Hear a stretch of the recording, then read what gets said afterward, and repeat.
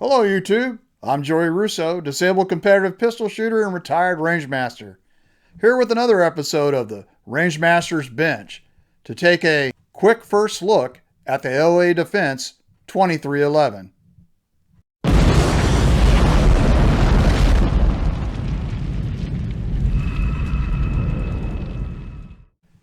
Before we begin, let me add my standard disclaimer. These are obviously still only my professional opinions based on over 30 years serving in professions of arms. So you will better understand my perspective, I will once again post down below my training and experience. I will also add as a warning, any attempt to replicate my actions are discouraged and done so at your own risk.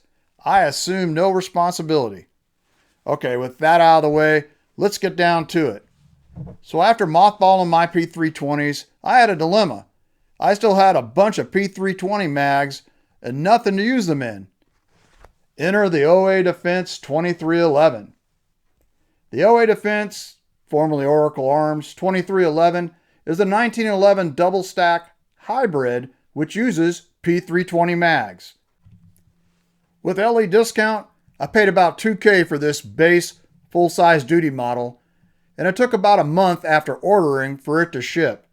Speaking of shipping, the 2311 arrived very well packaged in a ginormous boot box, which contained this very nice Savior brand custom case. 3 OA Defense branded mags, reduced capacity 10 rounders since I live in the People's Republic of Washington State, and optics plates, which I'll go into more detail about on the bench, were included, along with assorted documentation and even a needle oiler of gun butter. For my fellow IDPAers, with a P320 X5 Legion mag with hinting base pad, the 2311 fits in the ESP CO box with plenty of room and easily makes weight. A Surefire X300 Ultra seems to fit nicely as well and adds some strategic weight placement and lumens to own the night. Let's now go to the bench for a closer look.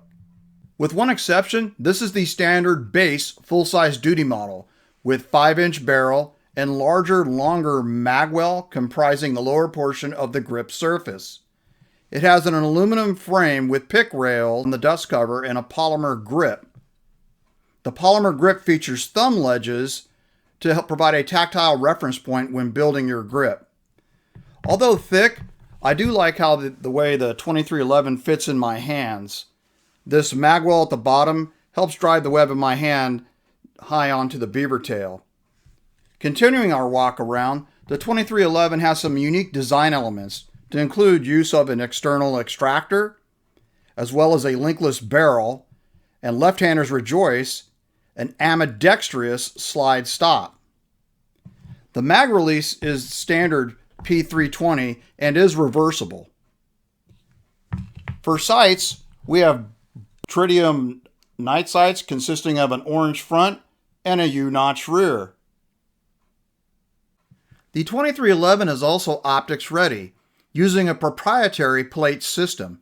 And as I mentioned earlier, 3 plates with backup rear placed forward of the optic, as well as corresponding height front night sights for co-witnessing, are provided for the RMR, Delta Point Pro, and RMS-C footprints. Plates for Acro and SRO are also available separately for purchase. The trigger features minimal pre-travel to a hard wall, and then a clean 5-pound brake. Reset is positive. Lockup of barrel to slide is solid as well. There is minimal slide to frame movement, which you can probably hear there. For safeties, the 2311 has no grip safety, but is equipped with what is commonly referred to as a ambidextrous thumb safety, but more properly termed by Colt as a safety lock. I tend to combine the terminology, calling it a thumb safety lock so everyone knows what I'm talking about. The thumb safety lock on my pistol is the one difference to the standard base model factory specs. I asked for the slimmer compact model thumb safety lock versus the standard full-size model thumb safety lock, which features surfboard size wide thumb pads. The hammer is also equipped with a half-cock notch. The half-cock notch is used to stop multiple shots or accidental discharge if the hammer somehow falls from the fully cocked position without the trigger being pressed. Whenever handling a 1911 based pistol like the 2311, it is always a good idea to function check thumb safety lock operation.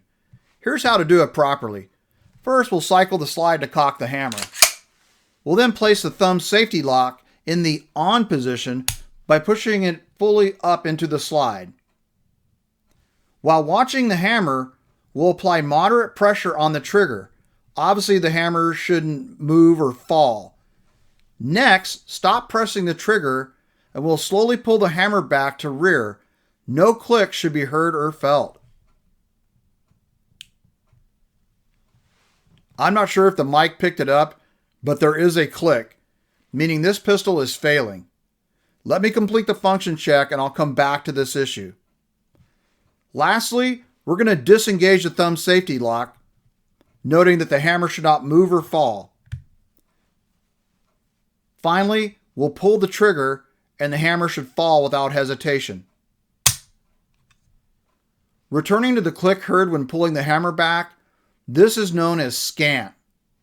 So I want to try and capture that faint click. That's the scant safety. So I brought the mic here so I can bring the gun close to it. Let me go ahead and cycle. Place the thumb safety lock in the on position. Go ahead and apply moderate pressure to the trigger. And then let me be quiet.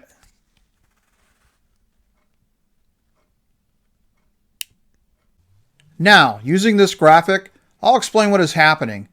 First, let's orient ourselves. With this virtual cutaway, we are lurking internally through the right side. The muzzle is pointed to the right.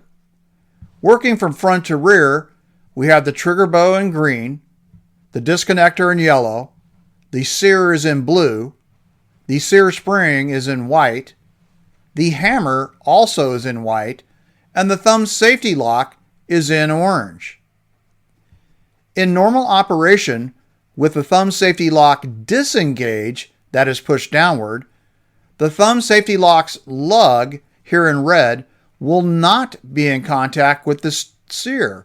Instead, this void here will be in position to allow the sear to move. So when the trigger is pressed, the trigger bow contacts the disconnector, which contacts the sear, and the sear will be free to pivot away from the hammer, out of the hammer hooks, allowing the hammer to then move forward and strike the firing pin. Now, when the thumb safety lock is engaged, that is pushed upward, as depicted here, the thumb safety lock's lug, shown in red, contacts a sear at this location, circled between points A and B, and if fitted properly, will lock the sear into the cocked hammer's hooks. You may have heard the term cocked and locked. That is what it is referring to. During function testing, when we try to press the trigger fully with the thumb safety lock engaged, if there is any space or gap between the thumb safety lock's lug and sear, again, this location circled between points A and B, the sear will begin to pivot away from full locking engagement with the hammer hooks. This is a scant safety. When I release the trigger and then pull the hammer slowly back, sear spring tension will cause the sear to once again to snap back to re-engage fully with the hammer hooks, producing the audible click indicative of a scant safety. A scant safety like this is a deadline, meaning the pistol should be taken out of service. Typically, scant is a result of too much material being removed from the thumb safety lock's lug during the fitting process. Other possibilities include wear dimensional issues with the thumb safety lock's lug and or sear, particularly if the parts are made of soft material, meaning not properly hardened. Suffice to say, I'm disappointed with the manufacturer's QC to have a 1911 base pistol ship with a scant safety. I know things happen though. Every manufacturer has had lemons slip through the cracks. The There, of course, is a lifetime warranty in place, and my understanding is OA Defense customer service is very responsive. Problem is, shipping a handgun is so onerous now.